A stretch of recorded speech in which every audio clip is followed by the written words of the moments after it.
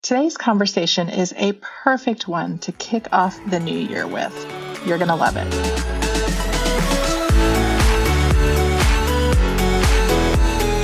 I'm Cameron. I spent years building my career and creating a life I loved. And when my Prince Charming finally showed up, he had 4 kids in tow. Fast forward through lots of mistakes made and lessons learned, step family life was much more complicated than I realized. If you're looking for help with blended family life, you're in the right place. Welcome to the Stepmom Diaries, where we keep it real as we dish about all the things. This is your weekly dose of blended family inspiration and encouragement. You're not the wicked stepmother, so let me help you find your fairy tale ending. Come on, let's do this.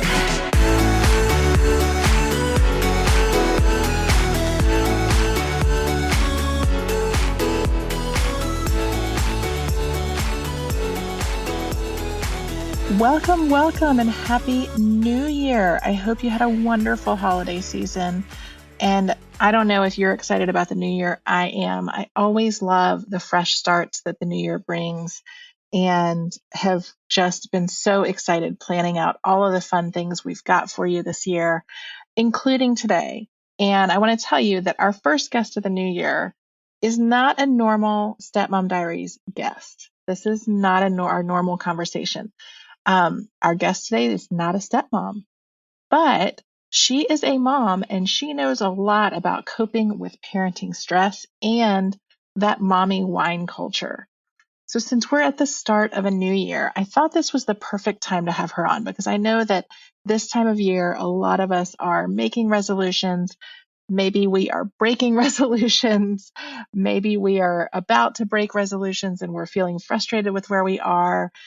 Whether or not you have got resolutions or you're doing a dry January or not, she has got some amazing insight to share. So our guest is Casey McGuire Davidson. She is a leading life and sobriety coach and host of the Top 100 mental health podcast, the Hello Someday podcast for sober, curious women and gray area drinkers.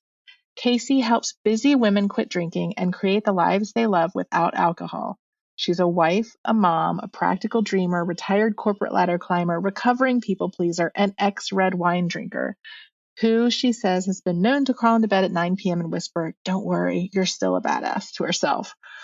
Casey's got an incredible background. After 20 years of climbing the corporate ladder at big companies and startups, her life looked pretty good on the outside. But she found that she would come home from work after all of the commitments and not enough hours in the day, desperate to relax, and immediately open a bottle of wine.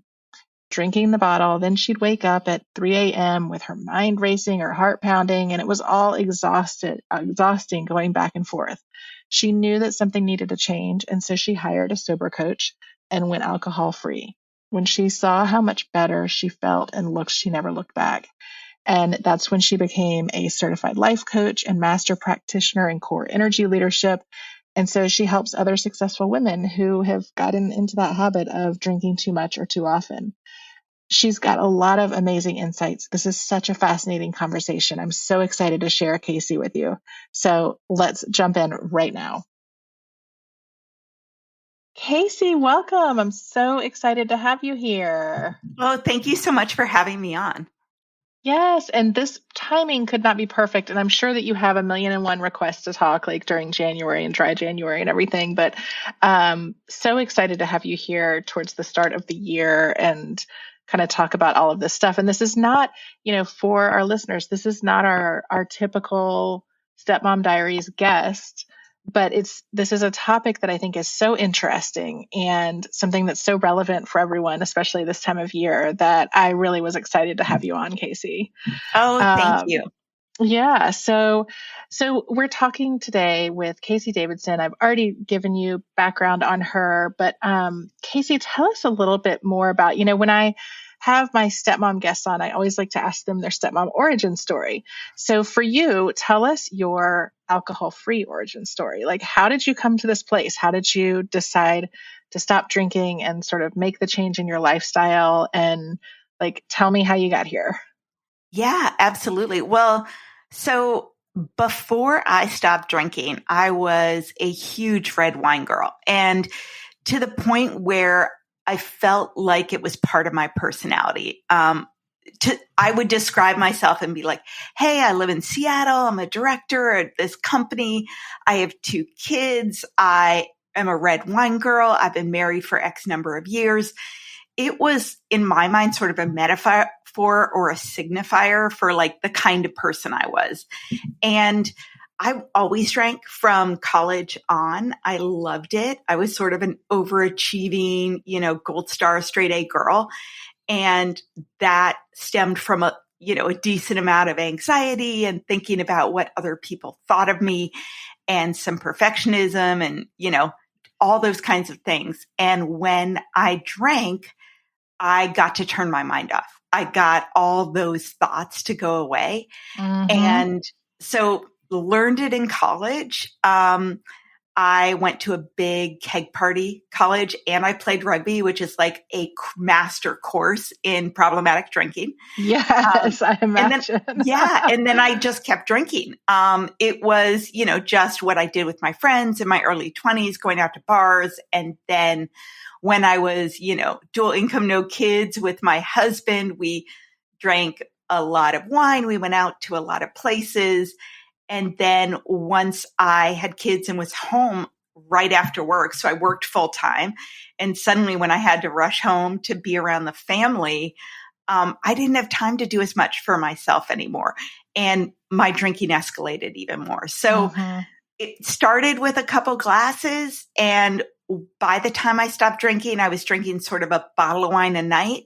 I was a 7-night-a-week drinker unless I was working really hard to take a break. I mean, I made all the rules. I'll only have 2 drinks a night. I'll only drink on the weekend. I'll only drink when I'm out. Nothing lasted for very long. I even did I love red wine, so I'm going to drink beer instead. I mean, none of it worked. And I got to the point where I, was sort of vaguely hungover most days. Nobody ever said anything to me about it. It was very internal, my angst about it. I would wake up at 3 a.m. with crushing anxiety. I hated putting on eyeliner because my eyes were all watery. My anxiety was off the chart. I sometimes wouldn't remember stuff from the night before. I would, open a bottle when I got home and have a glass when I was cooking, a glass when I was eating dinner. And then once my kids were busy and had gone to bed, I would finish the bottle on the couch. And I finally realized that I needed to take a break from drinking. Quitting completely was my worst case scenario. Like, I couldn't imagine doing it to the point where I was like, I got to get a handle on this so that I never have to stop completely. I didn't know anyone who had stopped drinking. I knew a few people who never drank, but I surrounded myself with big drinkers. And so it was very scary for me. I used to drink with my husband all the time. All my girlfriends drank. I drank with colleagues at work. And so I started with a 100-day break. I framed it as a health challenge. I actually hired a sober coach to help me and listened to a lot of podcasts and joined some groups. And pretty soon I started feeling better, so much better, sleeping better. I looked better. My anxiety dropped off. And so I also did a lot of internal work during that process around my limiting beliefs and how I coped with stress and anger and resentment and celebrations. And it was a whole process. But by the end of 100 days, I wanted to see where I could go after 6 months. And then I extended to a year. And after that, I couldn't imagine going back to the way I felt when I was drinking. And so but it sounds like when you went into that 100 days, you really went in, you're like, I'm going to hire the sober coach. I'm going to do all the things. This wasn't like you woke up on New Year's and you're like, I'm going to do 100 days. No, you went into it with some real intentionality. I had sort of been worried about my drinking or been trying to get a handle on it for 8 years before I stopped for the last time. Oh, wow. I started worrying about it when my son was 6 months old. I was always a huge drinker, but it wasn't until I had my son that I was like, oh, this might be an issue. And I spent 8 years trying to moderate it and trying to get a handle on it. I was really quiet about what I was going through. My worst case scenario was that my husband would realize that I thought it was an issue because I didn't want him watching me or commenting on it. And it was the normal. And somehow he never thought it was a big deal that I drank a bottle of wine a night. Like if I opened bottle number 2, he'd be like, what the hell are you doing? But, and I've worked with thousands of women. I have to say it is not uncommon for high achieving working women to drink that way. Totally. I think that is totally right. I've seen so much of it. And I mean, I think some of it is like that, and you talk a lot about the mommy wine culture. And I think it really, I mean, especially with working moms, I mean, I see it a lot. And I think, it's really easy. You get home from work and you're like, oh, long day, give me a glass of wine.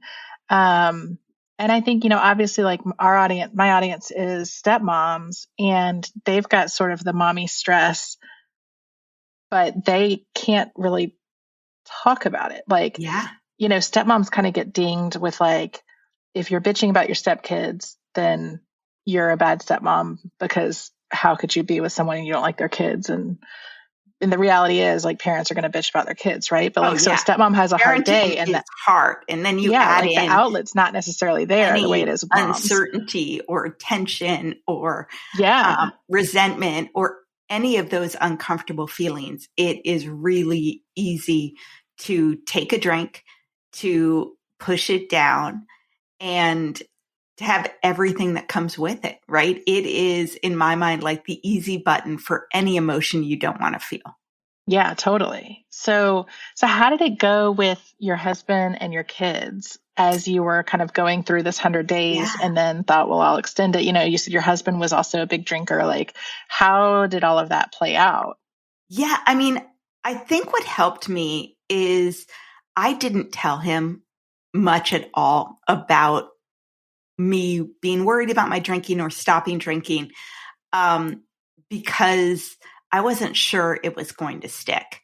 And I didn't want him to know how hard it was for me to take a break. Now, I'd tried before, veiled in a health kick or whatever it was. And somehow on day 7 or a week and a half, if I had a bad day at work or whatever it was, I'd be like, hey, babe, actually, will you pick me up a bottle of wine at the store? And he also used to bring me wine. Like I would call him and, we'd just be chatting. I'd talk about, oh my God, today was hard. My boss was X, this was Y. And he would bring me a bottle of wine home because he knew it made me happy. Right. Yeah. And it did. And so I told him I was doing a 100-day challenge. I told my 8-year-old that I was doing a 100-day no alcohol challenge, which he was like, okay, mom. I had a 2-year-old as well, which was hard. Like it's hard to parent a toddler. Yeah. And I just knew that I had tried and tried and tried to get a handle on this thing on my own, and it hadn't worked. So I hired a sober coach. I joined an online program. I joined online groups. And what I loved about it was without labels. There was no like, you're stopping drinking because you have a problem with alcohol. It was, you're taking a break from drinking because it makes you anxious and have bad energy and sleep poorly and you don't need it.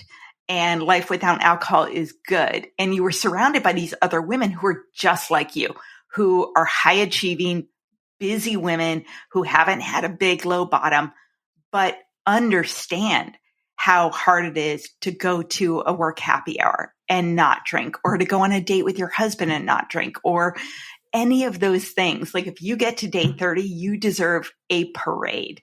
And no one who hasn't struggled with it understands that. Mm-hmm. So just reframing all my fears and limiting beliefs about what alcohol-free life would be like and replacing those with rewards and ways to comfort yourself and ways to celebrate that aren't centered around alcohol was game-changing for me. And then you put on top of it, like how much healthier your body is. And I saved over $500 my first month alcohol free. So in Wow. 100 days, it was like $1,600 that I had Oh saved. my And gosh. you can That's buy a huge. lot of stuff for self-care with that Yes, you money. can. Yeah. Well, so how, like, what would you say to the woman who is saying, well, I don't know. I mean, I drink every night, but like, maybe it's not a bottle, but maybe I don't love, like, Yeah. how can someone recognize if they're using alcohol as a coping strategy? I think that anyone who drinks on any kind of a regular basis would benefit from a period of time without drinking. Whether you drink one drink a night or whether you only drink on the weekends or whether you drink every night like I did. Alcohol does a ton of things to your body that we are completely unaware of. Not only the association with 7 types of cancer. Sure. That's, recently in the news. Which, by the way, I didn't know that Oh until the my Surgeon gosh. General came out with that last week. Like, my husband and I both were like, did you know this? No, did you? Like, I had No. no idea. First of all, the medical community has known that for years. The American Cancer Society just came out 4 years ago with the information that no amount of alcohol is healthy. Prior to that, they said the same thing that, the overall recommendations were, which was 1 glass a day for women, 2 Mm-hmm. for men, is perfectly fine. Now, what we know is 3 glasses of wine a week raises your risk of breast cancer by 15%. Every glass on top of it raises it by another 10%. Drinking a bottle of wine is the equivalent cancer risk as smoking 10 cigarettes, which Wow. everybody knows that cigarettes are terrible for you. And yet, when you tell someone that you're taking a break from alcohol, they immediately ask you why. Why Yeah. are you doing Yeah. it? Why don't you just have one? Did you have a problem with it? Now that is changing. Over the last 5 years, there's been a huge shift with the sober curious movement, but it is still something that people pressure you to do. Whereas if you told someone you were stopping smoking, they would be like, oh my God, good for you. That's awesome. Because That's so everybody true. knows that's bad for you, right? But with that, I think only 30% of Americans, maybe it's increased now that the, Surgeon General has talked about it, but only 30% of Americans know that drinking alcohol is directly related to 7 kinds of cancer and 80% think that about cigarettes. So that is by design, right? The alcohol lobby has done a fantastic job of perpetuating the idea that moderate drinkers are healthier than non-drinkers and red wine is good for your heart. And, the only people who should not drink are, pregnant women and apparently people operating, heavy machinery. Everybody else is cool. Yeah. Yeah, that's such a good point. I think, if you were to tell somebody that you were going to stop smoking, I mean, universally, people are like, good for you. That's amazing. Yeah. But yeah, and I don't know. It is interesting, the Surgeon General's report, Yeah. because it's just not something that people think about, especially if they're sort of the casual Yeah. drinker. I mean, And I forgot. Go ahead. I was just going to say, I mean, I drank a ton in college. Like, if my mom's listening to this, just put your earmuffs on, mom. But I mean, I could outdrink almost all the guys I knew. Like, I just was sort of but over the years that kind of slowed down, and I just, now maybe it's like, I don't know, a glass or two every couple of weeks. Like, it's just Yeah. not, I don't drink much anymore, but not really out of any feeling like it wasn't good for me. It just, I didn't really care about it, Yeah. and I don't know. I mean, how do you get somebody to that point when they're feeling, like life is so stressful and they come home and they need Yeah. that kind of crutch? Because I've definitely had those days too, where I come Yeah. home and I'm like, give me a Yeah. glass of wine. Well, we talked what earlier about what do what you do about people instead? who drink casually or Yeah. don't drink as much as I do. And one thing I would encourage them to do is to try a 30-day break from alcohol, Mm-hmm. 1 month, and see how they feel. And the reason is that, say you drink one glass a night or you only drink on the weekends. Alcohol is an addictive substance like cigarettes. And what that means is just that your body goes into withdrawal after you Mm-hmm. drink. And the reason that you want to drink again is because your body is reacting to having alcohol in your system. So there is a lot of information about what alcohol does to your body. But the basic things is it spikes your cortisol for at least a week or two, and that is your stress hormone. So if you feel anxious at all, remove alcohol for 30 days and you will drastically notice the reduction in your anxiety and in your stress just by virtue of having that substance out of your system. If you have trouble sleeping, one glass of wine for women or any drink reduces your sleep quality by 27%. If you go to two, it's 41%, which is Wow. insane. It just does.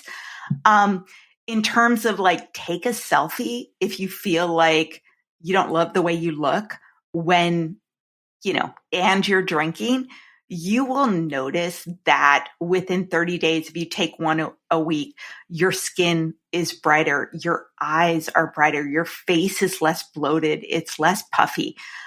You will notice that even if the scale doesn't move. Mm-hmm. The other thing alcohol does, which is really interesting, is it spikes your dopamine and your serotonin. So your dopamine is your happy hormone. Your serotonin is your mood regulation. And because your body spikes it whenever you drink, your body also suppresses it without it. It wants to stay at a constant level. So what that means is when you don't drink, if you're only drinking on the weekends or only a couple days, you're less happy and less emotionally stable than you would be if you didn't drink at all. And that's why you want to drink. That's why you're irritated or discontent or listless. Mm-hmm. And so with 30 days, you will find that your dopamine levels have stabilized to how happy you would be if you weren't drinking. And your mood is more stable. So in terms of anxiety and stress and irritation, you almost have to get away from alcohol to see the impact it's having on your life. And then on top of that, the impact it has on your habits and your priorities and your presence. I mean, all of that is tied up. I used to like drink a bottle of wine and then go to a 6 a.m. boot camp class the next morning because I Oh was my gosh, I can't even trying imagine that now. to but I'm still healthy, but I'm still keeping it all together. Yeah. I mean, I would be brutally hungover on Saturday and then be like, oh, can you keep it down? Mommy doesn't feel so good. Or Yeah. not make it to my 10 a.m. yoga class. So it impacts you in a lot of ways. And it is hard to see that when you're in the drinking cycle. Now, in Mm-hmm. terms of ways to decompress without it, there are a lot of ways, but you kind of have to get past 2 weeks because in the first 2 weeks, you're going to feel like you're so tired, right? You're going to be irritated. You're going to be craving drinking. You're going to be stressed out. And that is sort of the physical changes. After that, you need to kind of decompress more often throughout the day. I mean, I know so many women overload their schedules. It's like they're driving down the highway in fifth gear. Not Yeah, that many people guilty. drive stick anymore, but then you get home and you immediately want to downshift. So, and wine is a really easy way to turn off your, Yep. spike your dopamine and turn off your mind. It's this weird depressant and stimulant at the same time. Mm-hmm. And so other way, get yourself a reward every day. Get yourself a massage on Friday night instead of going out drinking. Go for a walk, go to a coffee shop and read a magazine alone. Like, you will be surprised how much more time and money you will have in your life when you don't drink. And you need to repurpose that into other habits and ways that you can take care of yourself before you get to that super irritated place. Yeah. I do feel like, we were talking earlier about the kind of mommy wine culture and stuff, I do feel like there are more and more options for going alcohol free, and like you're seeing more and more like mocktail Oh, companies yeah. and you know restaurants that have like these extensive mocktail menus, and you know and I when I go out to eat, I'll usually have a glass of wine or a drink or something, but I'll also, like the other night we were out to dinner and I had a mocktail just because it sounded good. Yeah.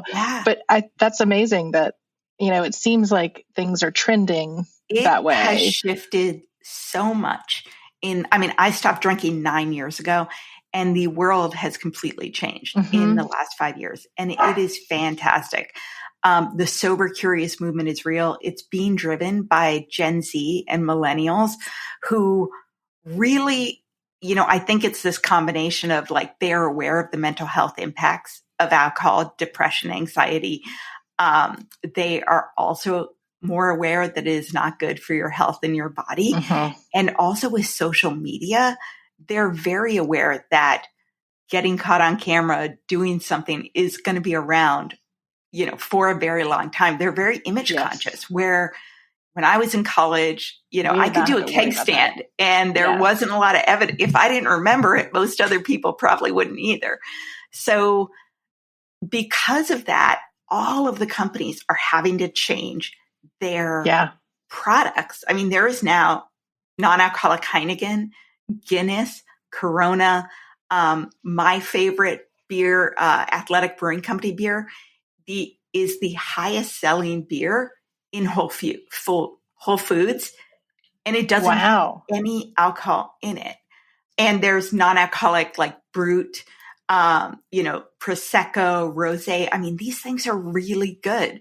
Plus Yeah. mocktails. So you can, I always like the idea of keep the ritual, just change the ingredients. Yeah. I like that saying. That's great.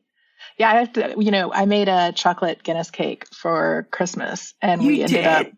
yeah, and my husband had bought some of the non-alcoholic Guinness just to try it.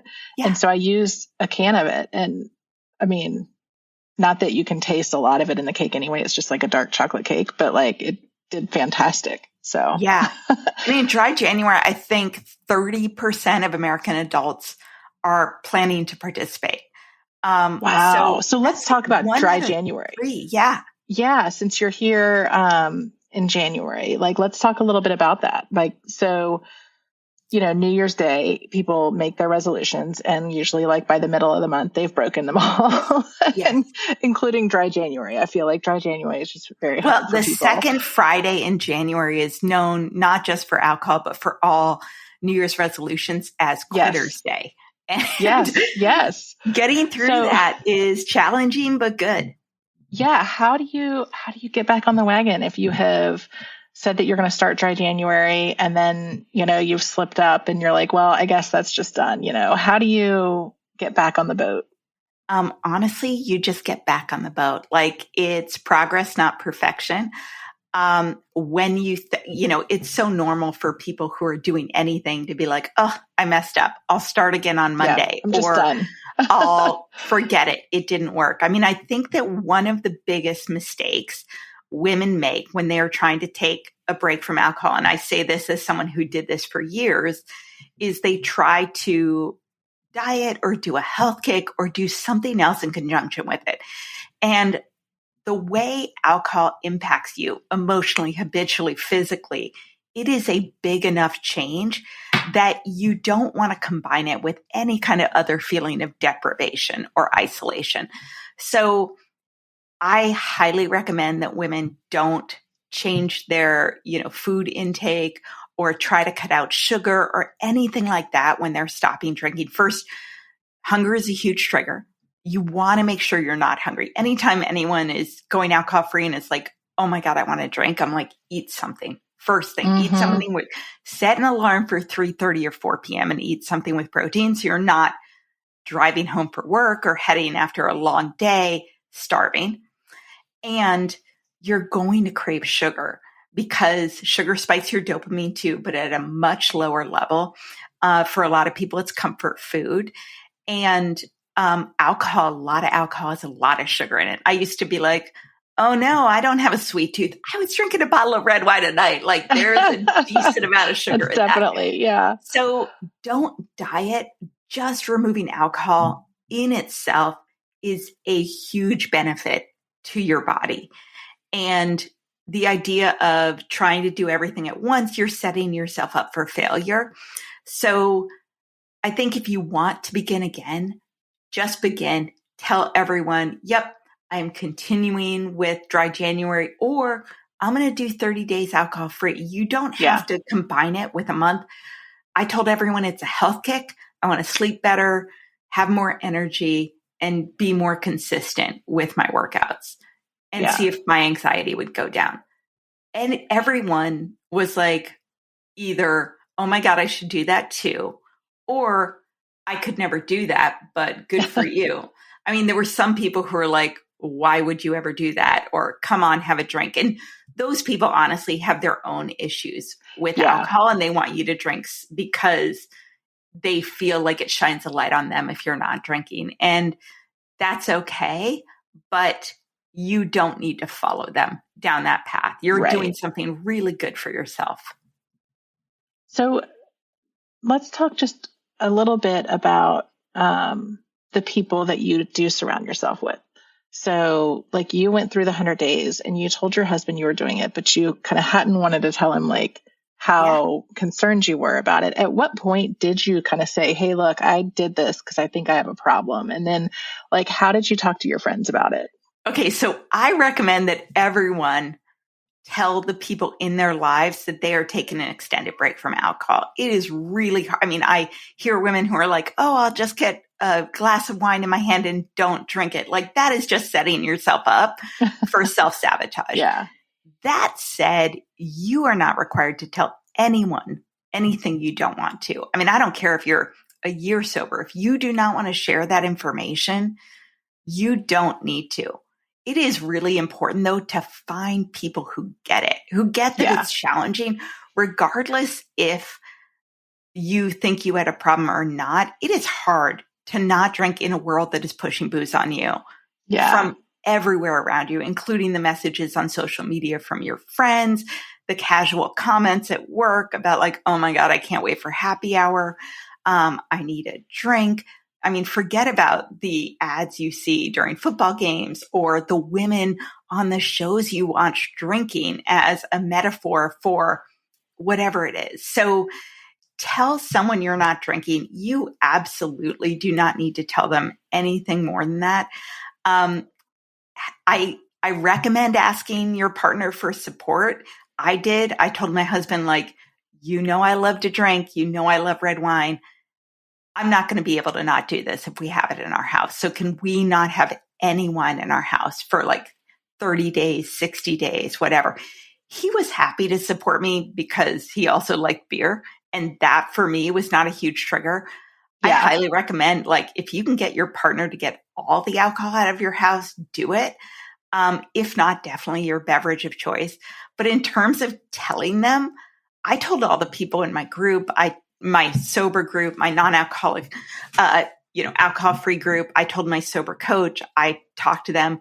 I did not tell my husband that I had hired a sober coach for 7 months after I stopped. Wow. Like, and we have a really good marriage. Like, we're actually pretty close. I just went 100 days. We were going to Venice, Italy with my family, and red wine girl, my mother, my sister. I mean, trigger, you name it. Yeah. And after 100 days, I said, oh, I'm going to go for 6 months alcohol free. Like he could tell. He was like, you're more calm. You are less upset. You get riled up less. I mean, I'd lost like 30 pounds. Like I looked so much better. So he was like, I get it. But he said, are you really not going to drink in Italy? Like, and we always drank on vacation together.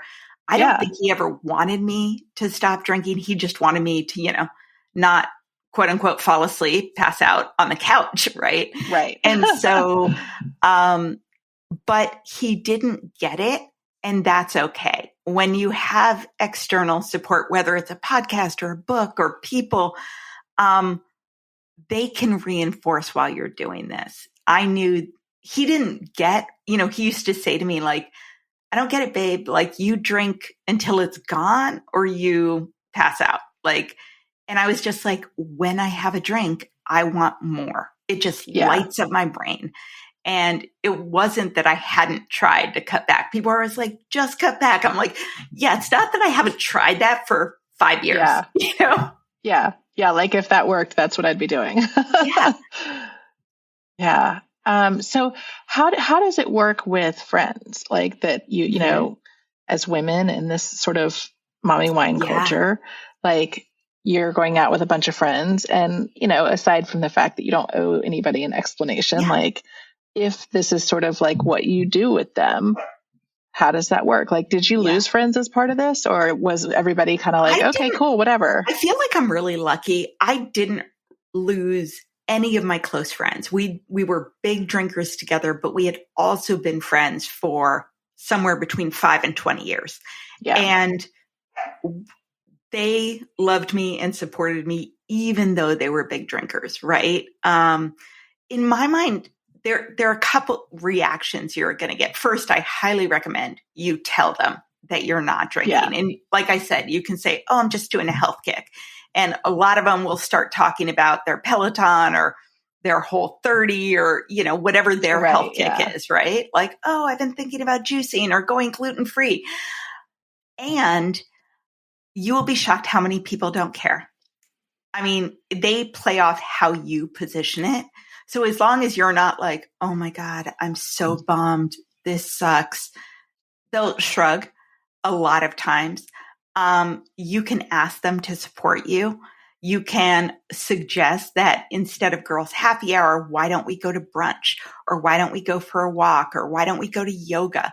There are a lot of ways to shift the way you get together with them. If they're having a big boozy girls weekend, you can be like, I would love to go, but I just can't right now. You don't have to tell them why, or you can be like, ugh, life's so busy.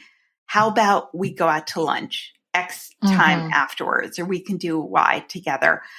But the people who pressure you to drink, you can just avoid for a while. Yeah. My favorite thing was like, oh, I just don't feel great right now, which by the way, I didn't, and I also think that it's a true statement.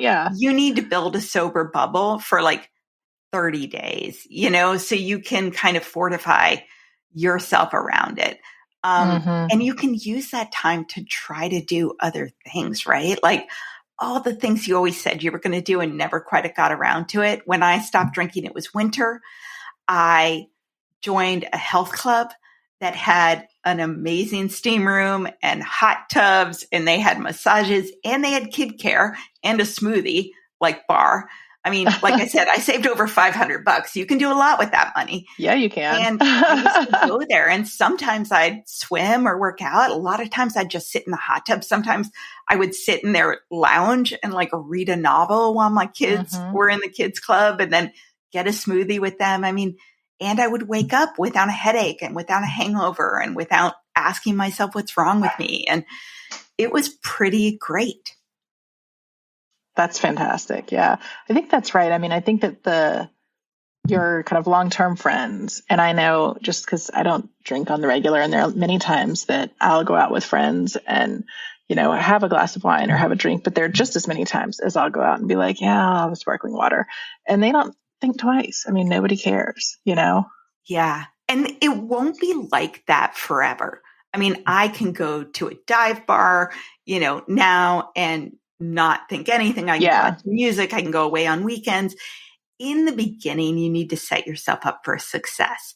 And what I would say to people is if they are like, it won't be any fun if I'm not drinking, it might just not be any fun.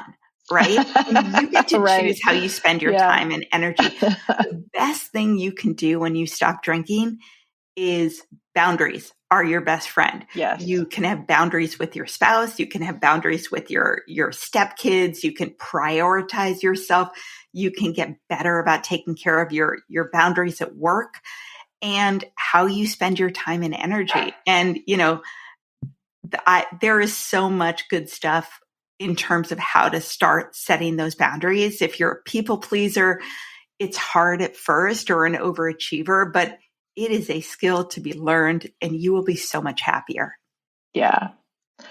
I love it. This is such a great conversation and such a great thing to think about, at the beginning of a new year. And so for any stepmoms out there that are sober curious or thinking about this, I'm going to put all of your links and your information in the show notes, but tell people where they can find you and what tools you've got that, might be able to help. Yeah, absolutely. I have a podcast. It's called the Hello Someday Podcast for Sober Curious Women. And we cover everything around sober curiosity with zero judgment and a lot of coaching and helpful tools. So that is a great place to start. On my website, I have a completely free 30-day guide, your first month alcohol free. You can get that at hellosomedaycoaching.com. And I have a sober coaching program designed just for busy women, and that's at the sobrietystarterkit.com. Perfect. Well, I'll make sure all those links are in the show notes. And Casey, this is just such a fascinating topic. And thank you so much for joining us. I really enjoyed this and hope we'll see you back. Thank you so much.